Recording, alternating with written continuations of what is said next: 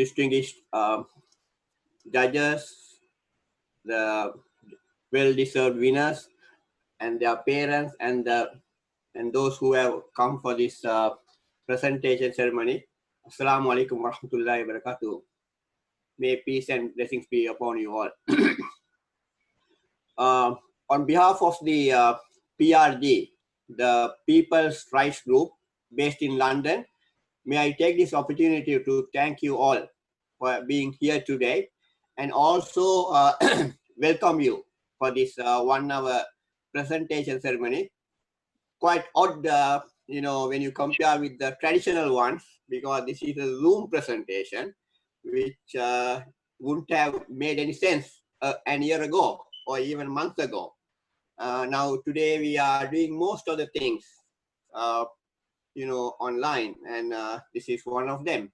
And we think that things are getting better all over the world with regard to this pandemic, but unfortunately the news that is reaching us is not so good, even within UK, and also in respect of other countries as well.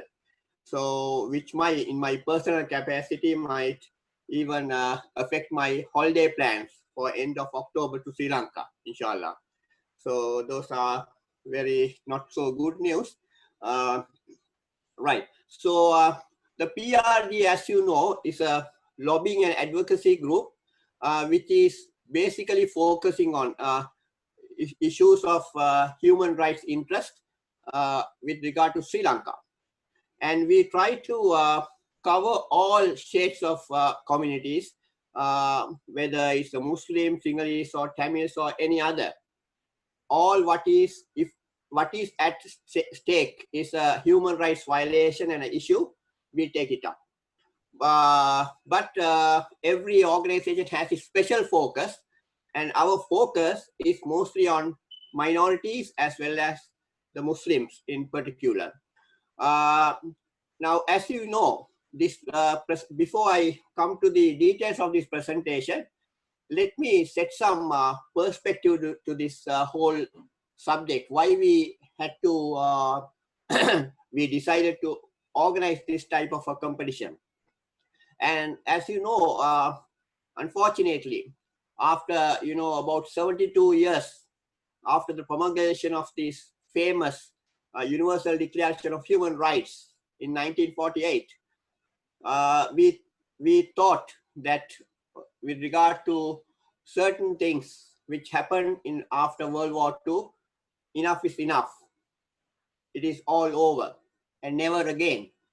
But unfortunately, there are certain things that was, still not happening. Like, for example, all-out World War. But then there are lots of other things which are blowing across this continent, even after first 7 decades. One of the things is this question of hatred, the racism, the populism, and it comes in the form of xenophobia, anti-Semitism, Islamophobia, and various types of majoritarianism in various countries. Within our own household, when we call UK our house in this context, in America, across Europe, and even back home in Sri Lanka and its neighborhood, India, for example, we know there's a wave of populism that blew across all these countries, which prompted the election of populist governments. Right, in Sri Lanka, a month ago or 2 months ago, a month ago, we know that how a government which was actually consist of with a massive mandate came into power, and we know what's happening now, and there will be things that may happen. So it's very important, my dear brothers and sisters, that there need to be some sort of a body of people, right, who should, hold these governments to power, account, hold these governments to account. That is very important, holding the government to account not the country. Country we all love. Sri Lanka, back in Sri Lanka, that is our motherland. Those who are living within Sri Lanka, that's their motherland. Those above like us in diaspora, for us, it's our beloved motherland. But then, you know, holding the government account is not unpatriotic. We got to do it, whether you are within Sri Lanka or without or outside. And that is what the very purpose of forming this people's rights group. London, a very important Western capital, and we actually wanted to form this thing to hold the government to account.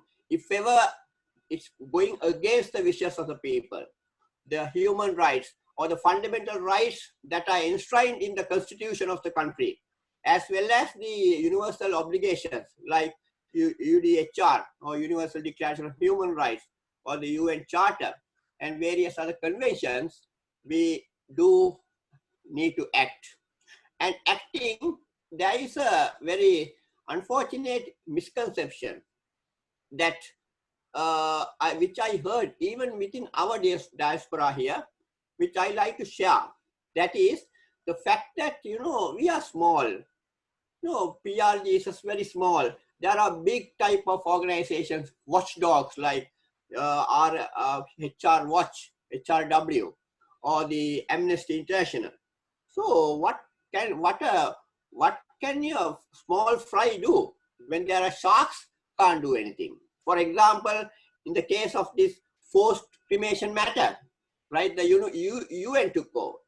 But the very important thing, my dear brothers and sisters, is that the fact that we actually rise up is not only our social obligation, but our religious obligation as well, right? Whenever it's Allah Jalla Ta'ala always rewards us, not for the result, but for the effort. We need to act. That is what the divine providence is, asking us to do. So that is what we all do in our own professions, own vocations. But this is very important, apart from the fact that if, as Martin Luther King said, injustice anywhere is, that we had to stand up, because otherwise it will be really injustice to us as well.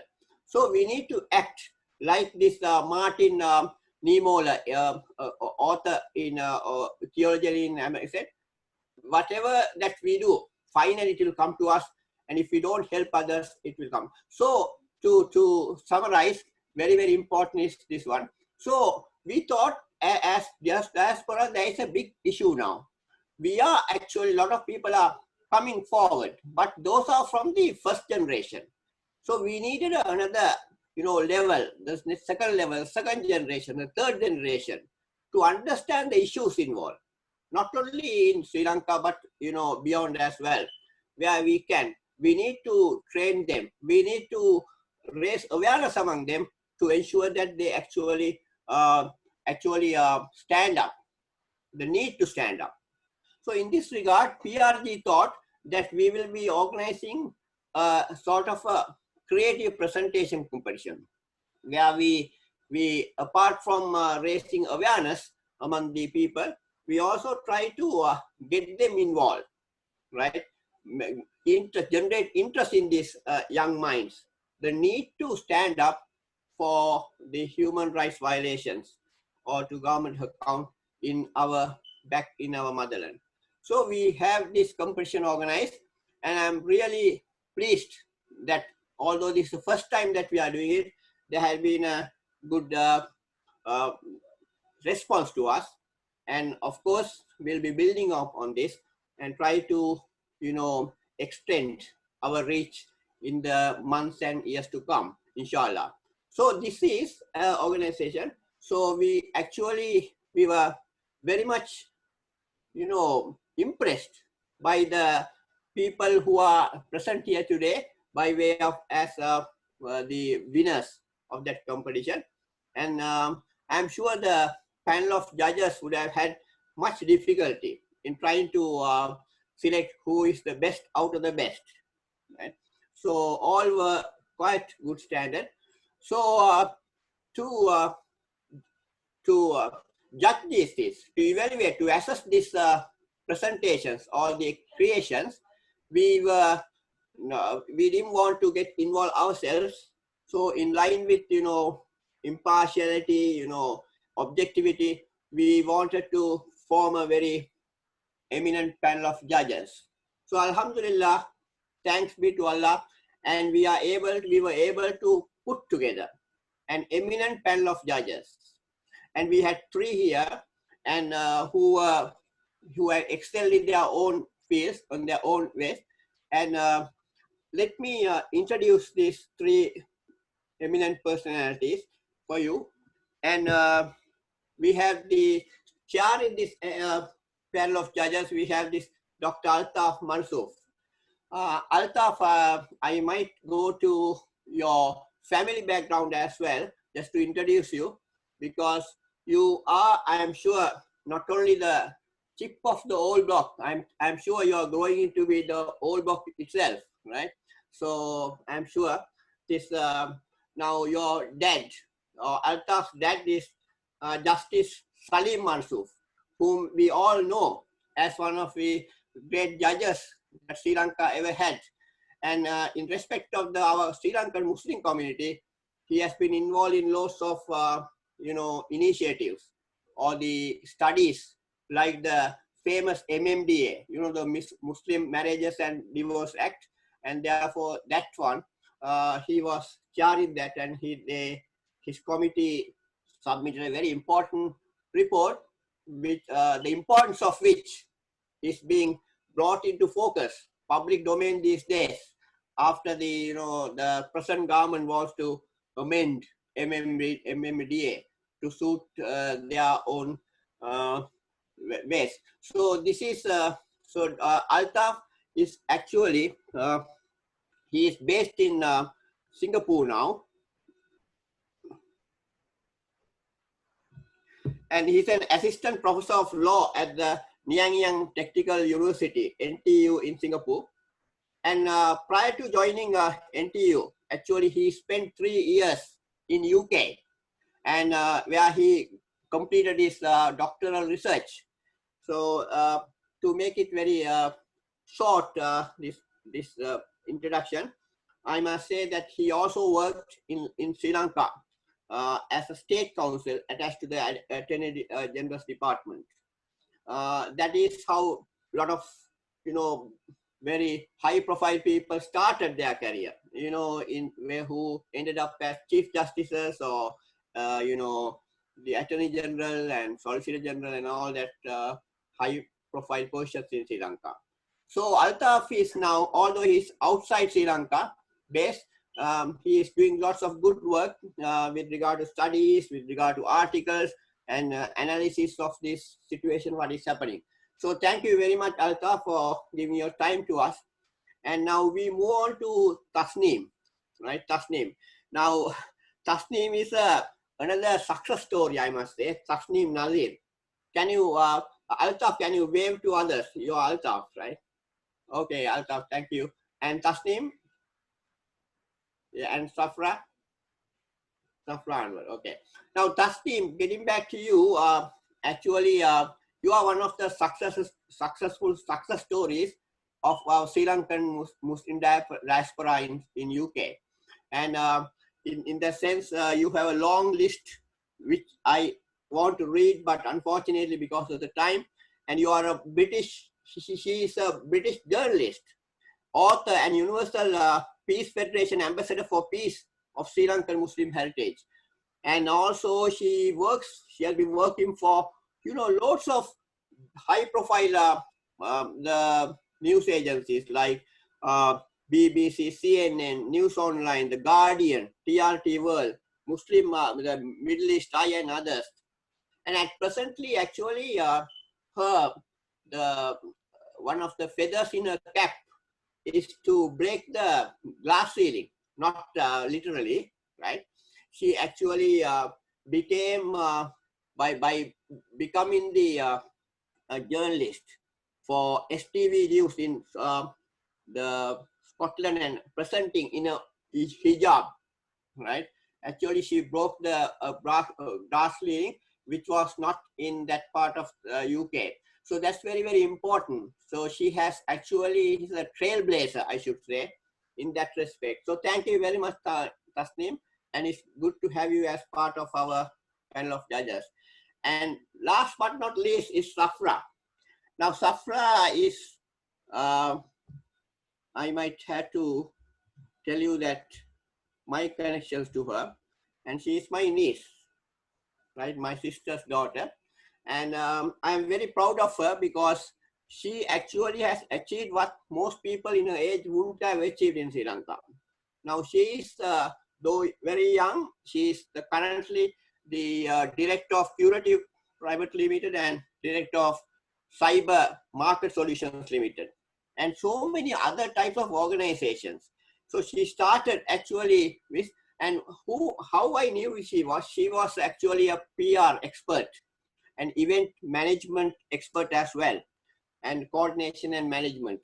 And she has, I mean, I don't know how to relate so many things that are in a profile, but I must say that she was very much involved in setting up this TED Colombo to be the largest platform for ideas in the country. She was a very famous Toastmaster as well. And so many people, young people, have got inspiration from a success story. And today, actually, they are doing well in their things. Today, she is owning one of that's one of the event and coordination and management companies. And I'm sure that her input would have helped the panel to get this one. So it's the three eminent judges. I took some time to introduce this because our people, the winners should know that when they became winners, that was a well-deserved win and victory because it was a very eminent thing. So thank you very much for everyone. And I must also, on behalf of PRG, thank the winners and congratulate the winners. And for you, by being winners, and I must make a request at the end, is that you need to actually get involved in two ways. One is do not give up. You need to build on, getting information and building your potential of information about Sri Lanka and the charge issues in within our backyard. In Sri Lanka, if you are in UK, or whether all over the world, I can see a lot of people, the winners coming from all over the country, all over the world. So that is one of the great things. So I must congratulate. Thank you very much for your. And the second one is, please help us, PRG, to actually in certain types of work, we need young minds to contribute to our, because old, ideas come from old minds. So although it might not be in the strictest sense, but then uh, again, we would ask you to be very much involved in the work, and we'll be keeping in our this one, and in our what is called the links, and in our link. Please be in touch with us. So I also must thank Basil, the dissemination manager of PRG, who did lots of background work to make this possible. And it was not an easy thing to contact everyone to do all this work. So Basil, thank you very much. And also there are other people, Brother Insaf, and also so many people who helped us very much to make this possible. That's all. So everyone in the PRD is thanked here at this point. So thank you very much for them. And I would now ask Safra, right, on behalf of the judges, to summarize, not the way that I summarize, I did, because I overshot my time, but it was for good reason, because I need to give some idea to the people here about what's happening and who judge their creations. So over to you, Safra. Thank you. Thank you, Brother Luqman, and also our dear brothers and sisters who are here today. First of all, we had a very tough job figuring out which one would be the winner and who would come second and who could come third. And I hope that you are happy with the results of today. But also remember that even though these are just titles and positions, the work that you have done have definitely made an impact in wherever area or country that you're in. I just realized that you all are all from different countries, so that's a great aspect that we didn't consider. In terms of the presentations, I think we had a lot of different types of presentations to begin with. We had people who actually just spoke and did a conversation with us. We had people who built absolutely beautiful videos where they presented different things using video content and making sure they had subtitles, and that was a little bit different. We had poetry that came out of it, where they brought out a lot of aspects. So I'm not going to go into details about what they had presented, because when we announce the winners, you will see we will give you a little bit of a snippet of what they've done. One thing that I would say, that for the future, if you are ever doing a presentation, again, for any competition of any sort, remember that when you are doing it for something like this, make sure you have a structure. There's an opening, there's a body and a conclusion, and in your body, make sure that there are facts that connect to what you're saying, because this is a very wide and global issue. There are always facts about the current status of the issue. There will be numbers, there will be guidelines, there will be people who are on the ground and have related to it, so you have testimonials for it, so that will help you to bring credibility to your presentation. So that's something that and the other thing that we always say is that when you end the speech, uh, it's always a thing that people will most remember from your presentation. So make sure that whatever you say, you have an ending that creates an impact and also drives an action. So you need to give that call to action so that people will go out there, present, listen to what you've said, and actually think about it, at least think about it in their heads, to say, hey, we really need to do something about this. And that's something you want to drive through to your audience. But I believe that while we've struggled to put the right people in the right positions, I think that all of you did an absolutely amazing job. We saw a lot of interesting points. We discussed it at length over a call and over email. And I wish all of you luck in the future for everything that you do. And I hope that you continue to fight for the issues that you see, and even celebrate the things that are done right. That's also something we always forget. We always complain about everything that's wrong, and we never celebrate the things that have gone well. So remember that, and fight the issues, but always celebrate the small wins, because the small wins all come together to build that solution that we want to see in our communities. Over to you. Okay, thank you very much. I think from what you said, Safra, I think I stand to get myself corrected. I think that's very, very important that you highlighted the fact that it's not just the moon or something like that, but it is more of celebrating the wins as well. Yeah, definitely that should be the focus. Yeah, but because of this work of human rights issues, right? It's usually it has gone to that extent that most of the things are being observed in the breach. So we talk of violations and breaches more than the observation of those types of human rights issues. So thank you very much for highlighting this very important fact. We would go on with the agenda.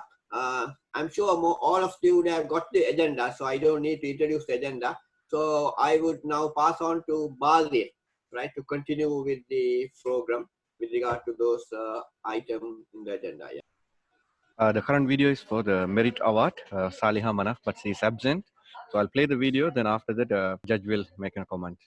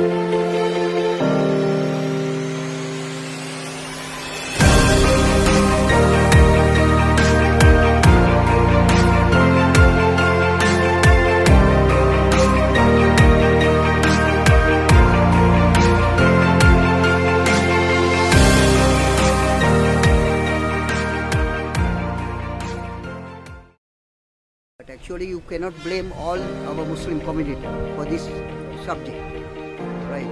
So most of the people, our people are most peace-loving people, right? Because they are not involved and they all feel very bad about this.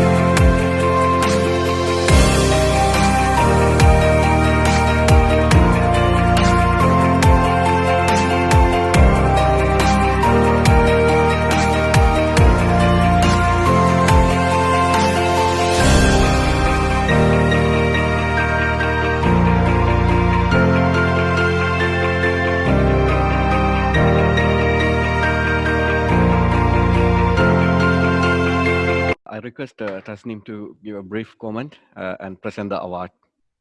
Yeah, well, I'm really pleased to present the Merit Award to Miss Saliha Manaf. I think she's done a fantastic job in creating an engaging presentation with the use of visuals, and she's also done really great transitions from where we've seen the element of peace and interfaith relations prior to the Easter attacks, and then obviously after the Easter attacks, how the situation changed for Muslims in the country. So she definitely has done a fantastic job, and I'm very pleased to present the award, Merit Award to Miss Salia Manaf. Thank you, Tasneem. The next award is another Merit Award. So I'll play the video, then after that, a judge can make a comment. Sri Lanka suffered a 30-year civil war. Thousands of people were killed, many injured and displaced, with their human rights violated and no home to return to. Although the war ended in 2009, the tension between communities still continues. There have been numerous attacks, bombings, and killings, and in most cases it is the innocent who have been the victims. Let us have no war anymore. Let the future children have a country where they live in harmony, peace, and safety. This poem is dedicated to all victims of all bombings and killings, and to all those whose human rights have been violated by ethnic conflicts, war, and terrorism.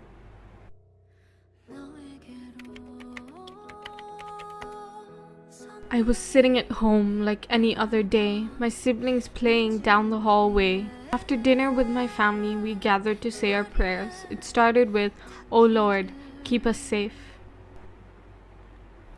My father never got to finish. It started with the screams outside. My parents ran to the window, but it was too late. We took our first hit and everything blacked out. When I awoke, I couldn't see a thing. As the dust cleared, so did my vision. Things I should have never seen. A leg here, an arm there, body parts surrounded me. I wanted to run, but there was nowhere to go. They were once my parents, now just parts to a body that will never be whole. Crouched in the corner, nothing to do, I finished the prayer. My father now will never.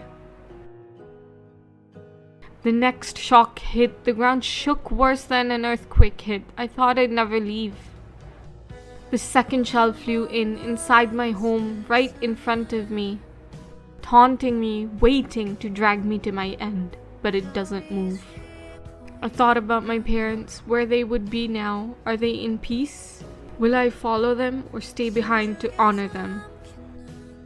A noise above me. I screamed to the top of my lungs, inhaling the dust, coughing. But I'd never give up. They heard me, they found me, and I think I'd live. But in front of my eyes, the shell explodes. The story of my life flashed by my eyes. With tears in my eyes, they closed at the sight of the white light. The light of my new home embraced me. I wake up now only to see my parents and siblings right in front of me. "Come, my dear," she says, with her hand held out to me. I run, I melt in her arms. This was my heaven now.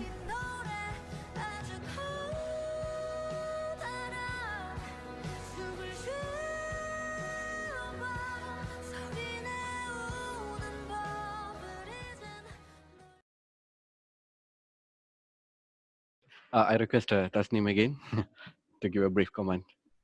Yeah, I'm pleased to present the second Merit Award to Miss Aisha Insaf, who've done a fantastic use of creativity and in the form of poetry, which used really emotive language to portray, you know, various feelings with regards to the issues in Sri Lanka. And I think she's done a very good job in using creativity in a very unique way. So congratulations to Sister Aisha. Aisha, do you want to say a few words? Sure. First, I want to thank everyone for presenting this award to me. The poem was inspired by the sufferings that the people of my age had to go through, and I hope that the little contribution I made would help save the future generations from all the suffering. I want to thank my parents for supporting me throughout the process, and a very special thank you to my cousin, Salma Maulana, for assisting me in preparing the presentation. Thank you. Thank you, Aisha. The next award is for third prize. So I'll play the video. Assalamu alaikum wa rahmatullahi wa barakatuh. I, Hishma Rilwan, a Sri Lankan minority and yet a human with rights. A little island in the Indian Ocean, well known as a multi-ethnic country. I, as a part of the Muslim minority group, would love to voice out our human rights issues that we face as minorities. COVID-19, which is also known as coronavirus itself, is enough to show the world how our human rights was knocked down. Our dear brothers and sisters of Islam was diagnosed as well as misdiagnosed. Dead patients were forced for cremation. How sad it is. As remembering them today, I love to send my duas for peaceful hereafter for them all. Sri Lankan authorities insisted on cremation for coronavirus victims, a practice forbidden by Islam. I say, they are using the pandemic to discriminate us. Where are our dear politicians from the Muslim community? I hear no voice. I hear no voice. Do you? It saddens you and me and everyone around. A situation I'd like to narrate for further confirmation of the decree forced cremation. On the 4th May, Fatima Renosa, a 44-year-old mother of 3 from Sri Lanka's minority Muslim population, was admitted to a hospital with a suspect case of COVID-19. Fatima, who lived in the Sri Lanka capital, Colombo, had been suffering from respiratory problems and the authorities feared she had caught the virus. On the day she was admitted to the hospital, the family was set upon by the authorities, her husband Mohammed Shafiq said. The police and military along with officials arrived at our door, he said. We were kicked out and they sprayed disinfectant everywhere. We were all scared, but they didn't tell us anything.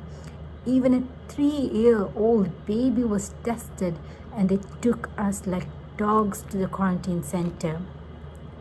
The family was held for a night but released the next day and told to quarantine for 2 weeks, Mohammed said. By then, they had received news that Fatima had died at the hospital on her own. Fatima's adult son was asked to go to the hospital to identify his mother's body. He was told that her body could not be returned to the family, he said, as her death was linked to COVID-19. Instead, he was forced to sign papers authorizing her cremation. My dear sisters and brothers, he was forced to sign the papers. I'm repeating myself. He was forced, my dear sisters and brothers, he was forced to sign the papers authorizing her cremation. The family said even though under Muslim law cremation is considered a violation of the human body, where are the human rights activists? Am I blind to it? And are they blind to it? I argue it's the latest step in a pattern of discrimination by the majority population. And on the other hand, Ali Zahir Maulana, a former minister and a senior leader of the Sri Lanka Muslim Congress Party, said the Muslim community was prepared to accept the rule if there is evidence or scientific backing to prove that burial is dangerous to public health. But he questioned the science behind it and accused the government of pursuing a dark political agenda. Interim guidance published by WHO in March says victims of coronavirus can be buried or cremated and does not mention dangers to groundwater. The image taken from a verified source give us further note and idea about this. This image taken from a credible source is more than enough, my dear sisters and brothers, to show our rights, the rights of minorities was taken away from us. Thus, our country, the place we call home, should never make us feel forlorn. Let's all stand for what's right and bring a change for the minorities and all other groups. I'll wrap my speech by quoting, "We are of no groups, but as one, we are Sri Lankan, voicing for our lost rights. Wa akhiru dawana and alhamdulillahi rabbil alameen. Wassalam." I call Dr. Altaf to give a comment for this award and for the second prize as well, next one. So Dr. Altaf, over to you. Assalamu alaikum. First of all, I would like to congratulate Sister Hishama Rilwan for her presentation. I think it was a very passionate presentation which dealt with a very important and controversial issue that the Muslim community in Sri Lanka have been and are yet still facing in the midst of the COVID-19 crisis. And for that, she brought about some of the narratives from the Sri Lankan community and some stories that involved the people at the grassroots and the ground in Sri Lanka. So I felt that there was a lot of passion and conviction in the presentation. There were references to some sources from the WHO, and I think the presentation as a whole brought about a very important concern and issue that the Muslim community in Sri Lanka are currently facing. And I think once again, I wish to, on behalf of the judges, congratulate Sister Hishama for being awarded the third prize for this competition and her presentation. Thank you, Doctor. Hishma, do you want to say a few words? Sure, I'll just start it. Assalamu alaikum. I'm very happy and contented that I got an amazing opportunity to use my voice for our people, because I think this is the least I could do for my Muslim community. Thank you very much for creating such an amazing platform. My hearty wishes to all those who are behind this organization, and I hope we get to see more of it. Jazakallah. Thank you, Ishma. Thank you. So I move to the next video, which is a second prize. Assalamu alaikum. In this presentation, I will be discussing the Sri Lankan government's human rights violation of denying burial rights to the country's Muslims. Muslim minorities in Sri Lanka are currently facing another crisis along with the novel coronavirus pandemic, and this being anti-Muslim discrimination. Bishrul Hafi Muhammad Yunus, a 73-year-old man from Colombo who died of COVID-19, was the second Muslim to have been cremated. Bishrul's son's Fayaz said his father, who had a kidney disorder, tested positive for the virus on 2020 April 1st and died on the same day. He was then cremated the following day, which was done against the wishes of Bishrul Hafi and his family, as it was forbidden in their religion. We are too scared to tell her, I'm waiting until we are reunited at home. She has a heart disease and we don't want to risk it, says Fayaz, who lives in the eastern province of Sri Lanka, as he hides the truth of his father's cremation from his vulnerable mother. The World Health Organization's guide allows for either burial or cremation for those who died of COVID-19, which was also mirrored by the Sri Lankan government from March 27th, but was then later revised to exclusively order cremation for those who died of COVID-19, says Amnesty International, United Kingdom. Under Chapter 2, Article 9 of the Constitution of Sri Lanka, freedom of religion is a protected right. Yet the authorities are being accused of violating essential Islamic burial rights, leading many to question the Sri Lankans' intention behind this decision, as they suspect the decision to be influenced by Islamophobic and anti-Muslim views which are currently on the rise. Islamophobic sentiment in Sri Lanka has been on the rise since April 2019. According to Mujibur Rahman from the United National Party, the ban on burials is a political move with parliamentary elections round the corner, playing on Islamophobia. Public Health Inspector Upal Rohana made a comment on television channel that people would be unable to celebrate the Sinhala New Year due to 3 COVID-19 patients in Muslim villages, stoking anti-Muslim sentiment. Although he later issued an apology, people have been outraged and taken to Twitter to claim that it is not an apology, just an expression of regret if Muslims were inconvenienced. Sri Lanka's history has been filled with countless human rights violations against the Muslim minorities. Human rights violations include a spate of anti-Muslim violence followed the April bombing for weeks across the country, in the Western Province and in the Northwestern Province, whilst the government forces stayed complicit. And the cremation of COVID-19 victims, despite the WHO guidelines, is just the latest addition in a long list of unresolved human rights violations. Sri Lanka currently has 2,870 confirmed coronavirus cases and 11 deaths relating to COVID-19. Around 4 of those 11 deaths are believed to be Muslims, and all 11 bodies, including the Muslim, have been cremated. The cremation of Muslims has caused anguish in this community. The Muslim community sees this as a racist agenda of extremist Buddhist forces that seems to hold the government to ransom, says Helmi Ahmed, the Vice President of Muslim Council of Sri Lanka, to Al Jazeera. Finally, I would like to end this presentation by saying the sudden loss of a loved one is painful enough on its own, but being arbitrarily deprived of the right to bury them according to your own religious beliefs doubles the trauma. Doctor? Yes, so once again, I wish to congratulate Brother Abdullah Haroon for that very effective presentation. So just as I said, as regards Sister Hishama's presentation, the issue of cremation has been a controversial issue among the Muslim community.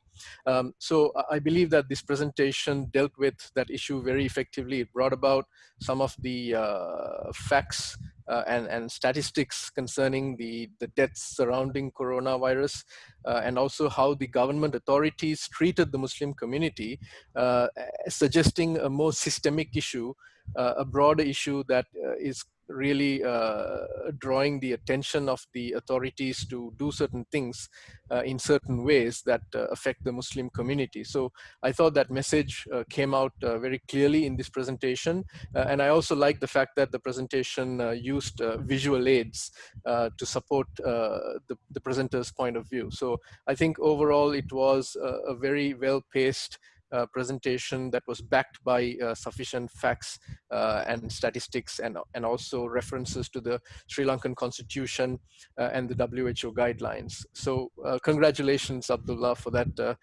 wonderful presentation, with, I believe, has a lot of impact, hopefully. Thank you, Dr. Altaf. Abdullah, do you want to say a few words? Assalamu alaikum. I'm very grateful and honored to get this award, and I'm very grateful that everyone here and involved gave me this opportunity to portray my presentation. Thank you, Abdullah. So I'll move to the last video, which is the first prize. The world is filled with three types of people: the oppressors, the oppressed, and the bystanders. And as the human rights activist, theologian, and cleric Desmond Tutu said, if you are neutral in situations of injustice, you have chosen the side of the oppressor. As human beings, it is our duty to at least make the world aware of the injustices that have infected our societies for centuries gone by.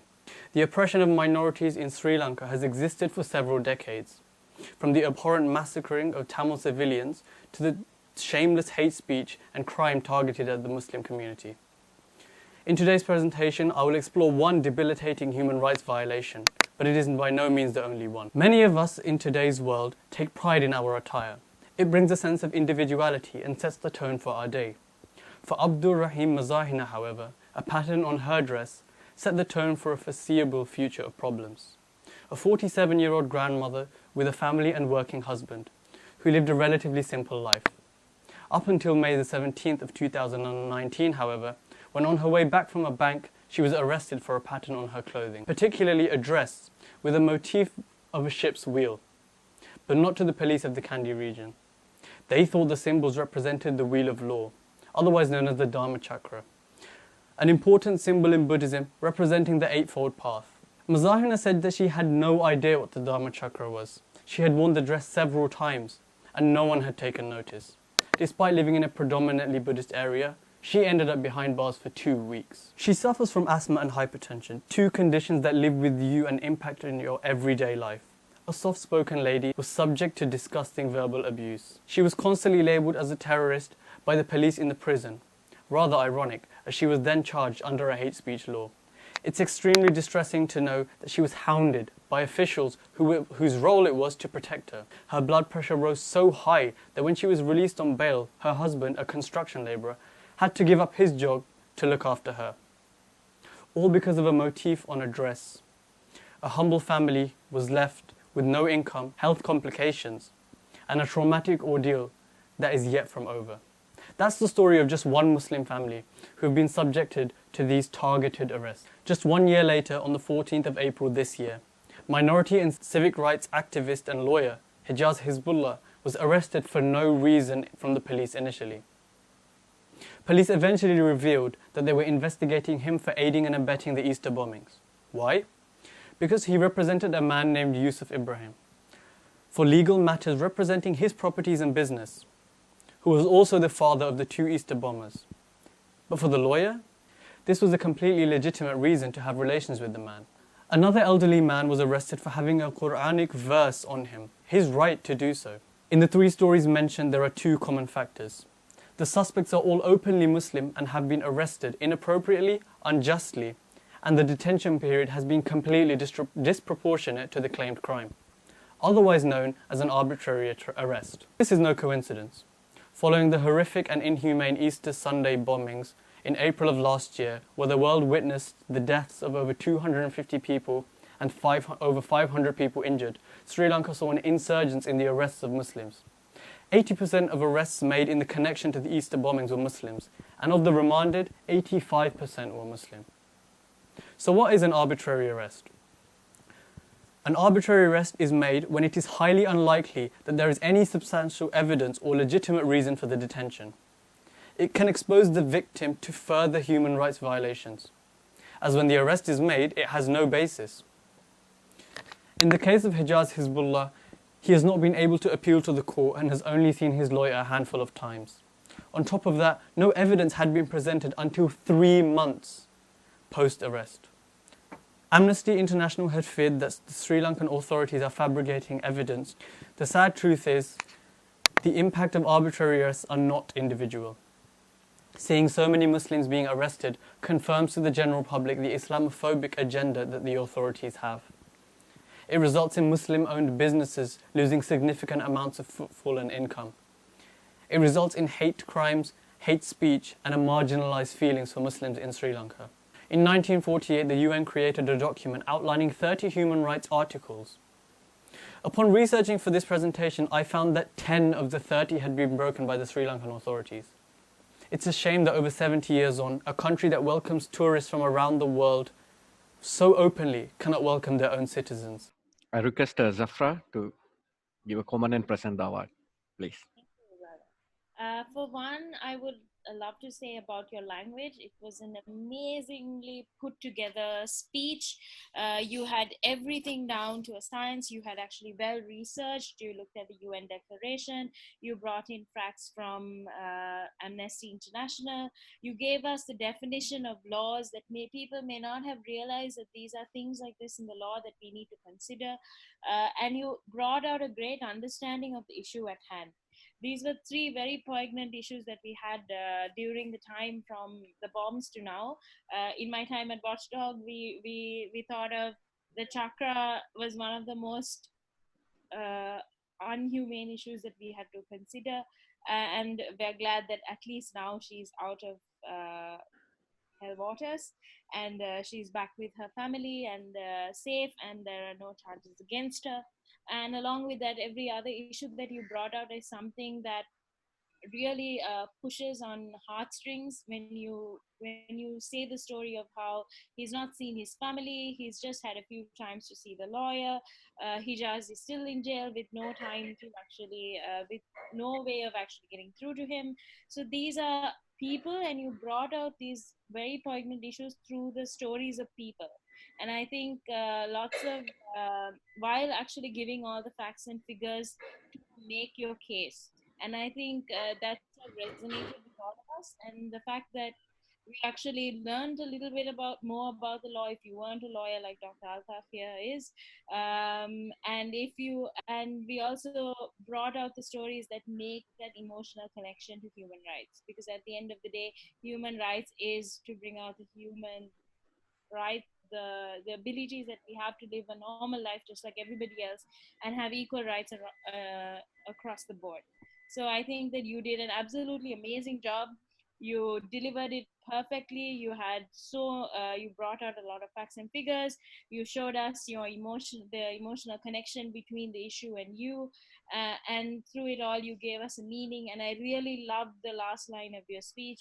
If Sri Lanka can invite tourists around the world so openly, why can't they invite its own people as openly? And I think that's something that will leave everyone who watches your video with something to think about. Over to you. Thank you, Zafra. Hasik, do you want to say a few words? Assalamu alaikum, everyone. Firstly, I'd like to thank the judges for their kind words, and actually the whole of people's rights group Sri Lanka for the opportunity. I think more than a competition, it helped me living in the UK. I feel somewhat complacent for not knowing enough about these issues, helped educate myself. And I'm sure the rest of the contestants feel the same, that 5 minutes isn't really enough. There's so much, there's a wealth of problems going on in Sri Lanka. And whilst we were able to highlight one, I think this competition is a great opportunity for everyone in the future to learn and to raise awareness. We've seen what the world can do when awareness is raised. I'd like to thank my mom and dad for helping me research, and my brother for helping me film and edit. Assalamu alaikum. Thank you, Hasik. I wish you all the best. And I would like to take this opportunity to express my sincere thanks to everyone who made this competition successful, especially to all 3 judges. PRG is an organization dedicated to speak and stand up for human rights of people of Sri Lanka, especially for the minorities. On behalf of PRG, we thank you again, acting as a judge in our creative presentation competition. Your time and dedication made it possible for us to reward the contestants for their creative efforts. We realize that it was hard work judging the competition and selecting the best out of great presentations. We also really appreciate all your feedback and advice. We are confident that you will continue to assist us in our future work. And secondly, to our main sponsors, we wouldn't have held this competition without their generosity.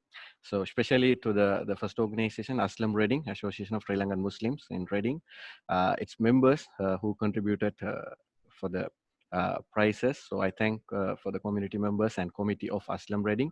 And secondly, Sri Lankan Muslim Society Switzerland, SLMS Switzerland, for the president, Mr. Nazar, and their committee members for sponsoring this contest. And finally, to the winners, and I personally congratulate everyone. I hope they all raise their voices continuously for Sri Lanka. Once again, thank you very much. See you in another event, inshallah.